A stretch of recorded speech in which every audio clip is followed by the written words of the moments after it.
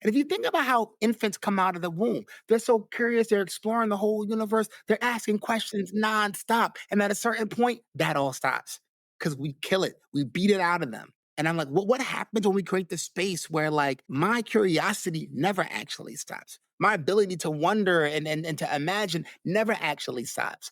When I think about my hopes and dreams for my children, Rose and Oliver, one of my biggest dreams for them is that no one ever steals that fire from their eyes. Nobody takes that, like, that level of desire to know more or ask, "Wait, what? Huh?" Like, I want them to always have that spark, but I don't know that it's gonna survive high school. I don't know that it's gonna survive middle school even. Hello, everyone. My name is Dr. Matthew Werwood. And my name is Dr. Cindy Burnett. This is the Fueling Creativity in Education podcast. On this podcast, we'll be talking about various creativity topics and how they relate to the fields of education. We'll be talking with scholars, educators, and resident experts about their work, challenges they face, and exploring new perspectives of creativity. All with the goal to help fuel a more rich and informed discussion that provides teachers, administrators, and emerging scholars with the information they need to infuse creativity into teaching and learning. So let's begin. If you are interested in the relationship between creativity and educational equity, or you are interested in building critical thinking skills in your students, this next episode is for you. Yes, because today on this episode, we welcome Colin Seale, who was born and raised in Brooklyn, New York, where struggles in his upbringing gave birth to his passion for educational equity.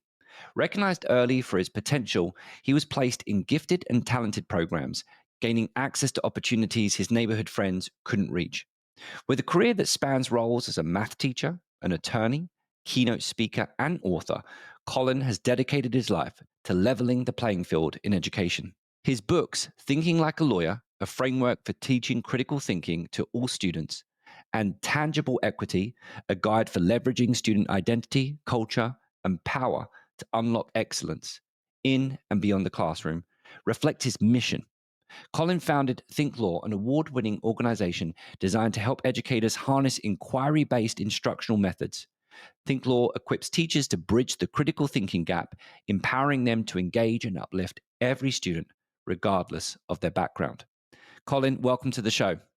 Thank you so much for having me. I'm excited to be here. Well, we're excited because you were actually at the booth next to our sponsor, Curiosity to Create. So we're always excited when we have guests on the show who we've actually met in person, particularly when we've met them in person before recording the show. So we really enjoyed our back and forth in those first few minutes. We saw your book. We got really excited about Think Law. And that's really our first question, is for you to kind of like revisit that conversation. What made you come up with the concept of Think Law? Yeah, that's a great question. So I am a math teacher by trade. Started teaching math honestly when I was 13 years old. Because although I was a kid that qualified for free and reduced lunch, I had a much more refined taste buds. I wasn't eating that stuff. I needed money. And the way I got money was through tutoring math in my neighborhood. So I taught middle school and high school math in Washington, D.C. and Las Vegas. But when I was in Vegas, I went to law school at night while teaching during the day, which I would not recommend to anybody. It was not the best work-life decision in terms of balance, but it sparked something very special in me because I'd always been this identified gifted child that never really did well academically in K through 12 education. But when I got to law school, I graduated top of my class because it was the first time ever where school wasn't about just memorizing stuff. It wasn't about regurgitating information. School was about thinking on your toes, playing all the angles. It was an academic space with a set of skills we tend to call street smart finally had value. It was an academic space where being neurodivergent, thinking about things differently, having creative solutions for commonplace kinds of problems actually mattered. And it lit me on fire. And I started using the same exact strategies with my kids in their classrooms, and it lit them on fire. So after practicing law for a few years, I recognized there's no reason that kids should be waiting until law school to experience this kind of stuff. We got to start earlier. So I founded Think Law about 9 years ago with this construct of if we can put this kind of stuff in front of kids, this thinking like a lawyer method in front of kids where they're learning how to like make claims and back it up with evidence. They're learning how to like be in a math class where instead of doing equations all day till my hand starts hurting, they're looking at two equations that are both wrong. They're debating which wrong is more right. That level of funk, that level of fire can really inspire our kids to be the critical thinkers our world actually needs right now. We do it through professional learning for our educators. We do it through a curriculum that we have that uses real life legal cases in upper grades and fairy tales and nursery rhymes and children's stories in lower grades. But this idea being that critical thinking should not be a luxury good. It can't be just for gifted kids. It can't be just for kids in advanced classes or honors classes, because it shouldn't be an honor to have this essential set of skills. So that's really what the work we've been leading for the last 9 years with Think Law, and I'm super excited to talk more about it. Well, I do want to talk more about it, but there's one thing I have to do because I just suddenly got your energy, right? There's incredible passion. And my initial thought, I first want to talk a little bit about your gifted and talented background and how you were identified. So I don't know if you can somehow fit that into this response as well, because you said you were gifted and talented, but then you spoke about the fact that K through 12 education wasn't necessarily a fit. So given the fact we've had some recent episodes on a similar conversation, you having that student perspective would be great. But before I do that, I just have to point out one thing. It sounds to me that you went and had this amazing experience in grad school where you just got passionate and excited about something.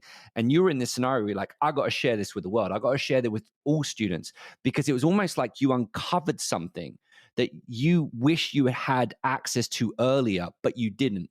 And therefore, you almost just become part of your mission to make this available to people beforehand. And I share that because I can certainly relate to that, when you suddenly uncover a passion that you're excited about, you want to just share it with the world. I don't even know if I've got a question in there now, but if you can make a sense of what I just said, Colin, it would be greatly appreciated. Otherwise, I'm going to look completely silly. You're definitely tapping into a certain kind of energy. It does feel like you're uncovering somehow of like some mystery of the universe, some fountain of youth, or something of like, hey, like I can't hoard this. This needs to be something that's shared like really wildly, broadly. And I think one of the things that really stood out to me was there was this moment sitting in law school and we're learning about contracts, okay? Contracts is 2 semesters in law school. And what really, really got me going is like the whole class of contracts literally is how to get out of a contract. The whole thing, how to get out of a contract. And I thought to myself, how many classrooms do we know right now? How many kids or even adults can we think of that walk around all day being like, well, what happened was, yeah, no. What happened was, here's why I didn't do my homework. So like you think about all these things, and I'm like, literally, that's the whole concept of thinking like a lawyer. Like, how do I find these angles? How do I find these creative ways to get past stuff? And the thing about it is when you start taking in real life examples, okay? So, like, there was a dude in New Jersey who in 2013 decided to have 150 foot long Subways from Subway, like foot long sandwiches from Subway, meatball subs from Subway, okay? So there's an interesting choice in life to have 150 of those in 1 year. But he got really upset when he recognized that the actual $5 foot long that he was buying wasn't actually 12 inches long. So he became part of a class action lawsuit against Subway. And the thing about this is when kids go in math class, they need to learn about the median, the mode, the mean, all the different ways to look at statistical ways of measuring things. And there's this whole thing where if I'm thinking about it as Subway, how might I creatively think about the ways to explain the way that my bread is distributed so that it makes more sense? How might I come up with a settlement negotiation strategy to say, like, hey, you know what? You know what? I'm not sure those carbs are really good for you anyhow. You should be lucky I take some bread off of there because, whatever.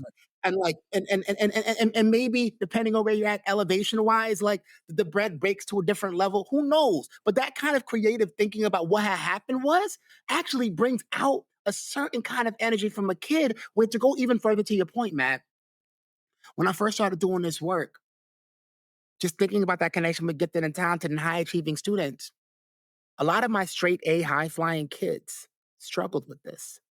They struggled. Teachers around the country tell me all the time, Colin, it's so weird that my straight A high flying kids struggle with this kind of model. But they're so used to just giving you a right answer. They're so used to regurgitating information. A lot of my kids with academic struggles, right? The kids who, despite their best effort, have a hard time earning a C minus or a B minus. A lot of those kids did better than you would expect in these kinds of settings because they feel much more psychologically safe when they don't have to worry about like having a wrong answer. They're really familiar with the process of learning how to learn. They're actually experts at learning how to learn. So what sounds like a deficit in most standard K-12 settings is now an asset. And then my behavior kids, which I relate to because when I was not identified gifted, I was in a classroom where I was getting in trouble at least once a week. I was getting in trouble all the time, but it turns out a lot of my challenges came from a lack of being challenged. And think about this for everyone that's listening, like, how many kids do you know that have that experience right now? How many adults do you know that come from that growing up? Like, yeah, like if they just would have gotten more challenge, they wouldn't have been so distracted. If they just gotten more challenge, if you looked at the kids that are in juvenile detention, or even the adults that end up in adult incarceration. How many of those kids are undiscovered talents that we just never were able to figure out? Square peg, round hole kind of kids. So that's a big part of why it's such an important mission for me, because I know we are leaving genius on the table and we've got to stop. And we can stop concretely by giving access to critical thinking, regardless of the kind of school that kids go to, regardless of the kind of class that kids are in. So, I want to talk about this relationship between creative and critical thinking, which we have talked about on the show before in an episode with Katie Trowbridge. But I want to understand how you view creative thinking and critical thinking. How do you see them as different? How do you see them as the same? And how does what you do in Think Law provide opportunities for students to think creatively and to think critically? I think whether we're talking about creative thinking or critical thinking, one common thread is really rethinking the way we talk about power, particularly power dynamics in the classroom. One of the phrases you hear a lot in education nowadays is like, oh, we got to empower students. We got to empower students. We got to empower students.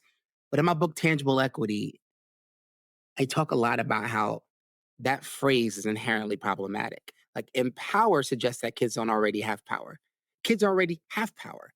They show power all the time. The question is, are we willing to share power? Are we willing to allow them to use that power for any way, like in our classroom, to really make sense? And I think when we decide that power is allowed, when we decide that I don't need to hold all the power as an educator, and I feel safe enough as an educator to take on the risks that come with distributing that power, it changes my dynamic. And the biggest part of either critical or creative thinking is the feeling that, like, you do not need to actually be the greatest critical thinker in the world to create spaces for critical thinking in your classroom. You don't need to be the most creative educator in the world to come up with those really innovative spaces in the classroom. In fact, I would argue that in a lot of our classrooms where you're kind of being pegged as a creative teacher, we see them, they got the best bulletin boards, whatever. I would actually argue that a lot of times those things are so teacher driven that I'm not even sure that kids are really being able to truly tap into to these creative sort of sets. So, from thinking about one of the examples I bring up in tangible equity, and I think this is where you see a lot of convergence between creative and critical thinking.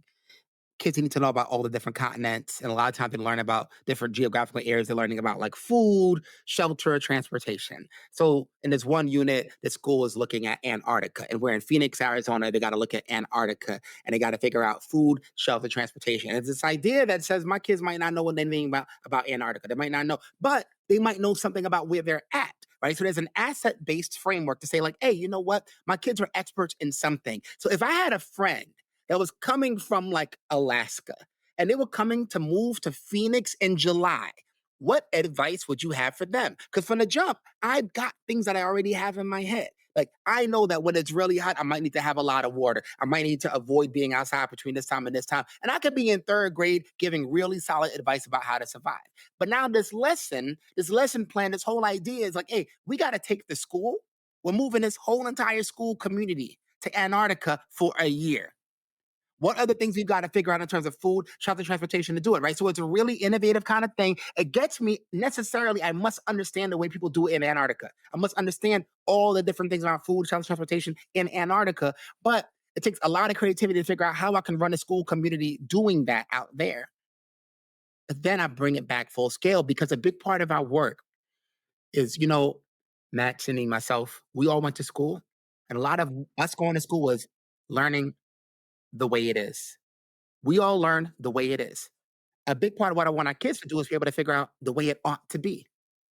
The way it ought to be. We learn how to play the game. We want our kids to be able to slay the game. So by the time they've done this activity, mind you, they started with what they knew. They started with understanding, like, okay, here's the advice that I would give you living in extreme temperature, which I actually relate to living in Phoenix. And now we do this whole thing about planning out how we're going to survive in Antarctica for a year. Then it turns out that right here in Phoenix, in my own hometown, there are people who struggle with access to food, to shelter, to transportation. But because I'm now an expert at figuring that stuff out, I could come up with recommendations for my city council person to start addressing that right here in my own community because I already had the power. Even though I can't vote, I do not think that any local politician will be able to ignore 60 letters coming from seventh graders about this pressing issue in their community. If nothing else for the photo op, but they won't ignore it. They won't ignore it. And when kids recognize that I can write something today that can lead to action tomorrow, that's the kind of thing we're really trying to get our kids to think. And it's because of you. It's because of your uniqueness. It's because of the unique way your brain is put together, those unique ideas that only you can create because there's something to be said for having a proximity to the problem and the experts being there at that position. Now, I want to just bring this into the think law framework a little bit, and perhaps you can do it from the scenario that you just played out there. But as a teacher listening who hasn't read your book, could you tell them a little bit about how you can take these kind of real world concepts and layer it with a think law approach within the classroom environment? I think that one of the things that really struck me about the whole idea of the law was that a lot of people think the law is about arguing and making your point and doing all this stuff. But really, it's about persuasion. It's about negotiating. It's about how do you get somebody to buy into a story? Right? Like we all hear these things, right? Like if it doesn't fit, you must acquit, right? Like, but there's an amazing story that makes that really easy for people to kind of wrap their heads around here, right? And like there's even this idea, and I know that obviously one of the biggest controversies in modern legal jurisprudence is, Roe versus Wade and abortion rights. But like, if you just look at the story, if you just think about the story element of like, okay, how do we actually get from the laws we have in the books and the constitutions to like this kind of attaching to a woman's right of privacy? Right. And it's like, okay, like they take the idea that you're not allowed to quarter soldiers, right? Under the Constitution, like we're not doing that. I'm not quartering soldiers because there's something precious about the house. We took the idea that you need to have a warrant and all this stuff to have a proper searching. So it's like, okay, like we've kind of have this, they call it a penumbra to say, like, okay, like if I look at all these things together, there's a story where in America we value a right to privacy, and then they take that and they're able to kind of model it and make it sound like this. Like, okay, like I can create a lot of policy and rules around getting into this story. So going back to your original question about how this kind of fits into thinking like a lawyer framework, there's the idea that when you're trying to get kids to engage in critical thinking, when you're trying to get kids to actually go deep into rigor and challenging work, it's not about meeting them where they are academically, because I argue often that we got to go beyond where kids are and really stretch them. But I'm meeting them who they are. I'm meeting them how they are. And I'm trying to get them to connect to a story. So, a very concrete example, we have a teacher in Dayton, Ohio that we've been working with for over a year. And he's starting a lesson, eighth grade US history. Starts a lesson. When is it okay to get back with somebody after a breakup? You better believe every eighth grader knows exactly what this is all about because their whole life is relationship drama. They love it. They eat this stuff up and they're saying all these things and they're going back and forth. But you know what the lesson is actually about? The lesson is actually about the Emancipation Proclamation, which is the breakup, and the Gettysburg Address, which is the attempt towards reconciliation. So this is kind of like where we really kind of see that spark in kids, that fire that I experienced in law school, because I've connected them with a story. Now, when I'm going through this teacher's lesson for the day and I'm looking at the activities they have set up, there's all these essays and first person sources and speeches, and they're asking all these higher order questions about them. And I'm like, wow, this probably took you a really long time to design this. How he's like, no, actually, it took me 5 minutes because I've already had these resources. I had them for years. I just presumed kids couldn't do it. But now that I've got these hooks, now that I've got these ways that I can use the funk, the drama, the controversy, the conflict as the entry point, it sparks so much inside of me as a thinker. Okay. And I'll give you one more concrete example of this. And this one I might need your help on. Okay. And this comes from the idea of like mistake analysis and the idea that a lot of our students and teachers alike are petrified of mistakes and it shuts them down. So when my son Oliver was in kindergarten, he had the privilege of doing kindergarten on Zoom during a pandemic. Okay, it was a mess. And one day they're going through letters of the alphabet, and they get to the letter I, and they go through show you how to do the letter, and then a kid says, "Does anyone know a word that starts with I?" Kid says iguana. Okay, great. Does anyone else know? And Oliver's like, "Oh, I know." Okay, Oliver, unmute yourself. He unmutes himself. Okay, Oliver, what's your I word? And he screams out, lizard. And she's like, no, that's not right. Does anybody else have an answer? And Oliver shuts down. Oliver's sad. Oliver is so let down, like, oh man. And he's done. He's done. He's over it. And I thought to myself, we're missing something here. If a kid tells me lizard, like, what should I say next as an educator? What should be the next thing out of my mouth? Like Matt City, like, what would you say next? If somebody said lizard, you're expecting an I word, they said lizard. Someone just said iguana, you say lizard. Like, what would you say next to that kid instead of just, no, that's wrong? Yeah, no, I'd probably go frog, just because it's the same. They're all you're Colin. You're testing my knowledge a little bit, but the point is, yes, I'm going frog. All right. I would have said izzard. Izzard. Okay, izzard. So what are we missing if we say izzard? I probably would have gone izzard with that. Most of the time when I ask educators what they would do next, they say like a lot of them say things like, "Oh, okay, like a lizard is like an iguana, like all right, good for you," or like, "Okay, like a lizard has an eye in it." But there's something else that I do that's a lot more important. Okay, so I've been practicing Spanish over the last few years, and we do a lot of work all over the nation where people speak a lot of different languages. But I've never met an adult who is fluent in kid. Nobody speaks kid. Only kids speak kid. So because that's the case, you have to ask for a translation. That's actually the most easiest way to give a kid the chance of really show their agency of like, oh, lizard. Say more about lizard. Why'd you pick lizard? And it could be a lot of options. Right? It could be the case that the letter I, Oliver is his name. And at that point in his life, he dotted his eyes like a serial killer. I don't know. The dots were always so dramatic and so huge that maybe any word with an I in it was an I word in his opinion. Maybe he's like talking about, he knows his cold blooded reptiles, right? He knows a lizard is like an iguana, but no, you know what it actually was? Where I say he went to kindergarten on Zoom? On Zoom, they use the Arial font. In the Arial font, there's no difference between the uppercase I and the lowercase L. It's the same exact character. He's giving you an I word, but because our ability to accept an answer is so limited, we don't even give it a shot. So a part of like really encouraging creative critical thinking is we have to be open. We have to be open. And we have to let go of the power because even in saying like, oh, look, like, let's not presume that we know what kids mean. Give them the power back. Give them the power to explain. Do you know what's really important about what you just shared there? And and I wanted to take it a little bit about connecting it to critical thinking and creative thinking. But before I do that, I think in essence, you rob the ability to make that connection with the Arial font if you don't pose that question. And I get it, especially during the pandemic. You've got that pressure of time, right? And we've got that time constraint. But when you was asking me what would I say next, I thought I'd be the next student. That's why I said frog. But you are right, is that if you say, why did you do that? Or what made you think of this? You get to learn what's happening, the operation behind the brain, right? You get to see the cognitive thinking that is taking place in that moment. And in that moment, that allows you to discover something about that child and how they're seeing the problem in a way you would not know if you hadn't posed that question. And then, to your point, from there, you get to build. And wow, now you don't use Arial font, right? Like I know it seems small, but that is like a kind of really crazy mistake that you may have got there, Colin. I bet you the average instructor or teacher would not have made that connection.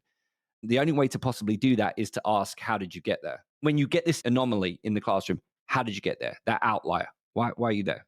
And and when you think about just bigger picture, right? Like I'm very much of the standpoint. Like I'm optimistic about what kids can do, but I also know like it's almost a necessity. Like our kids need to do a lot for our world. A lot of that is going to require a lot of divergent thinking.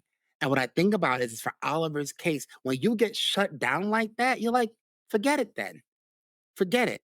And you now are like stepping back. And if you think about how infants come out of the womb, they're so curious, they're exploring the whole universe, they're asking questions nonstop. And at a certain point, that all stops because we kill it, we beat it out of them. And I'm like, what happens when we create the space where like my curiosity never actually stops? My ability to wonder and to imagine never actually stops. When I think about my hopes and dreams for my children, Rose and Oliver, one of my biggest dreams for them is that no one ever steals that fire from their eyes. Nobody takes that that level of desire to know more or ask, wait, what? Huh? Like I want them to always have that spark. But I don't know that it's gonna survive high school. I don't know that it's gonna survive middle school even.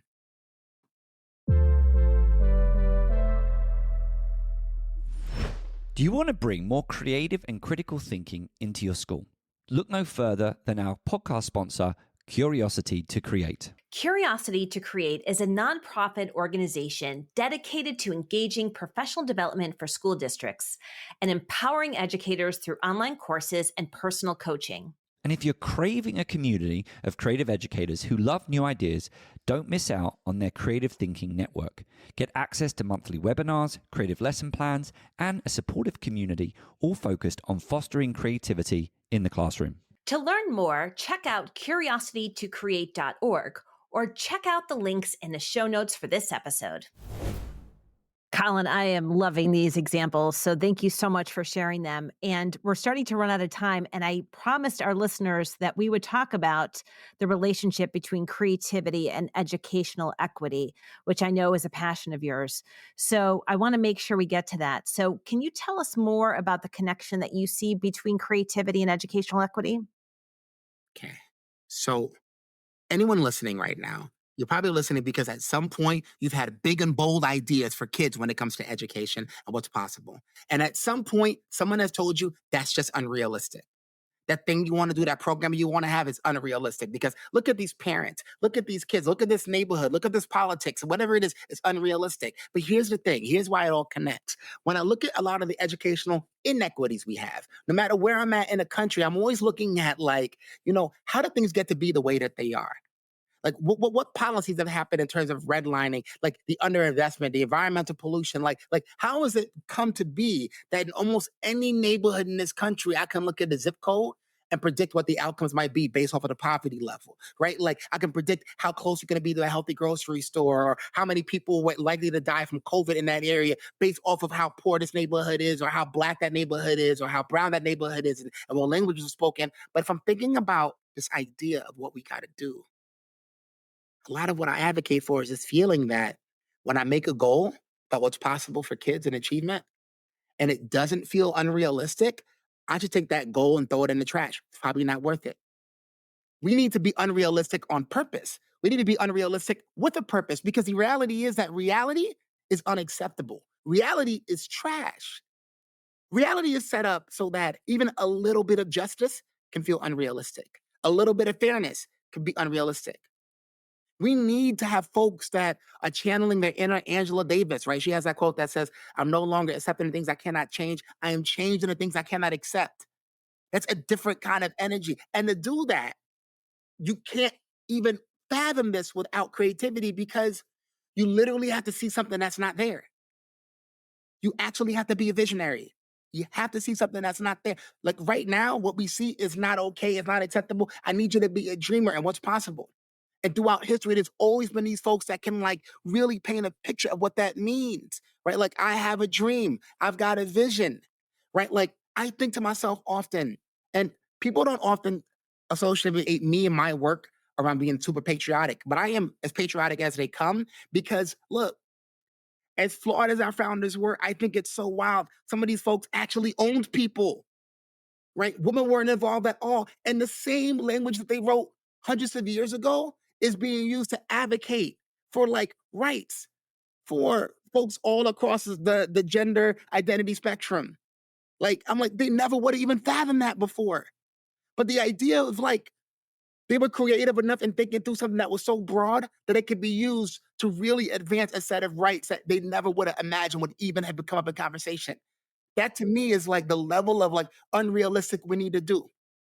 And I think about things just to be really clear, we talk about closing the achievement gap. That to me is the way we tend to talk about things. Okay, I'm looking at the data, I'm looking at this. I say we shatter the achievement ceiling.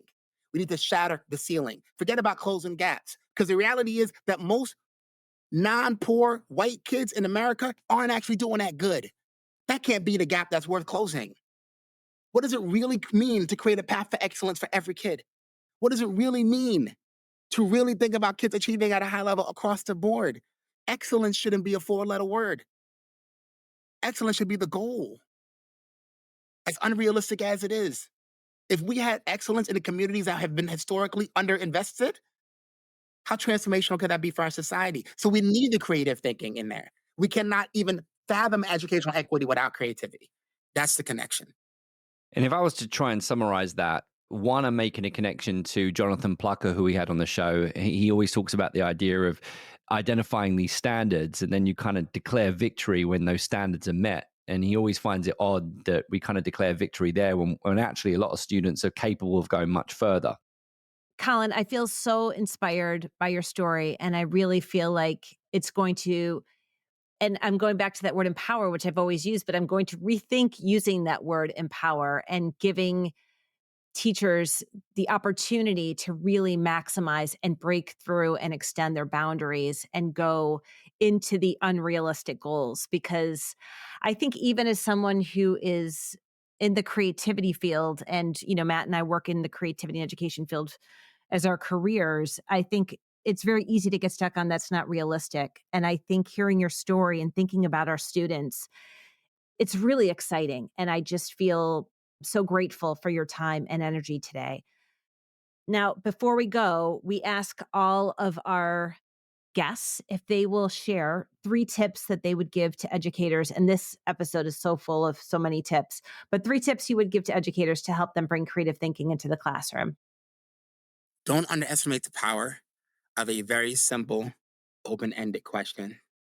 I was at a classroom in Louisville, Kentucky that started with the question, is tradition good or bad? Explain. And I thought about this. It was really powerful because it's really like, what do you think about tradition? Do you think tradition is good? Do you think tradition is bad? What traditions do you think are good? What traditions do you think are bad? And it was an insight for a lesson that was about like reading about this lady from ancient China arguing for more rights for women. And it was like, alone, that article is awful for middle schoolers. But with that hook, I'm like, oh, I relate to this lady. I'm living the same struggles right now in my house. Okay. So never underestimate the power of an open-ended question. The second thing is it's not about your creativity, it's about theirs. You do not even have to consider yourself to be a creative educator to create learners that have a ton of at bats at demonstrating their creativity. So don't make it about you, it's about them. And the last one I would say is we got to play the game and slay the game, right? Like, so there's a level of like, I need to make sure that my kids have the tools to exist and do really well and thrive in the systems that we have, and also create the systems that we need to have, which means we could find the spots for creativity in a lot of spaces that don't always sound open to them. Like in Thinking Like a Lawyer, I have a chapter called Beyond Test Prep, where we talk about this idea that like when kids can learn to think like a test maker, it actually takes a ton of creativity to look at these things and think about like, okay, what are the possible ways that somebody would actually get this question wrong? And when I can start to develop multiple choice questions myself and recognize, oh, that's what the test maker is thinking. That's how they think I'm going to get this thing wrong. It really gives our kids a whole lot more swagger walking into these tests. In a world where test anxiety feels like it's at an all-time high, it's so much different when kids realize I can actually make this test myself because I'm so good at understanding the way this game is played. So don't underestimate the spots where creativity can go. Creativity can go in your standard day-to-day curriculum that's required by the district. You just got to find those spots. And I would argue that when we find those spots for our kids to be able to navigate the system that we already have, while also dismantling the systems that we need to dismantle in the future, it creates a kid that is actually able to thrive in this world while being able to fight for the world that we need. So, Colin, thank you so much for that. You've given us a lot to talk about on our upcoming debrief episode of the Fueling Creativity and Education podcast. And what I would say is if you listen to this episode now, it's not just about being inspired. If you're seeing an opportunity to infuse some of the things that was discussed today, or even look at this concept of thinking law, bringing in some critical thinking and creative thinking when going and exploring new topics, trying to go and grabbing logic and analyzing information, presenting an argument. It doesn't necessarily just have to be at the humanities. I see a connection with the humanities, but as we've discussed with Colin before the show, that might also be in STEM education as well as math education. Please share this episode with one of your colleagues who you think is willing to go and try this type of new approach in education to bring that hook, to steal from Colin's words, bring the hook to make the content super duper exciting. My name is Dr. Matthew Werwood. And my name is Dr. Cindy Burnett. This episode was produced by Matthew Warwood and Cindy Burnett. Our podcast sponsor is Curiosity to Create, and our editor is Sam Atkinson.